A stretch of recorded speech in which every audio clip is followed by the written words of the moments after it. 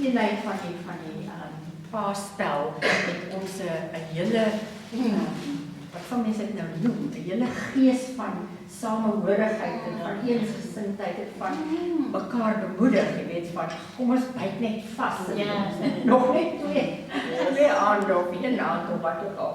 So dit was wonderlik geweest en dan ja, die trane het nogal geloop seker elke keer op van die oefeninge af want ek het gevoel dit was baie skrifgetrou.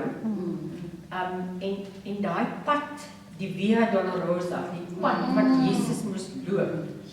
En wat my nogal getref het is daai stukkie van dat hy toe hy opstaan na sy gebed in die tyd van Getsemane, toe was hy weer sterk.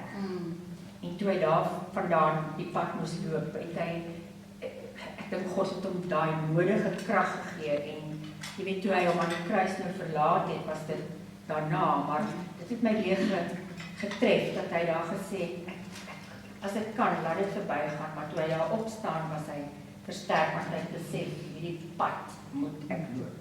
En daai ja, ag weet jy, mens kan eintlik nie elke ou se ervaring is op 'n ander vlak.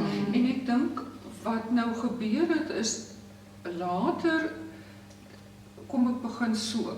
Die eerste keer nê wat ons gebly het, daai eerste aand, ek weet nie wie saam met my gery nie. Ek het al later van tyd as ek in die pad geloop het, dat ek al kruis geloop het, daai daar, en almal wat voorbykom, maar wyel met, dan kan ek wyel. So dit was vir my ook 'n lewe, en baie dankie almal.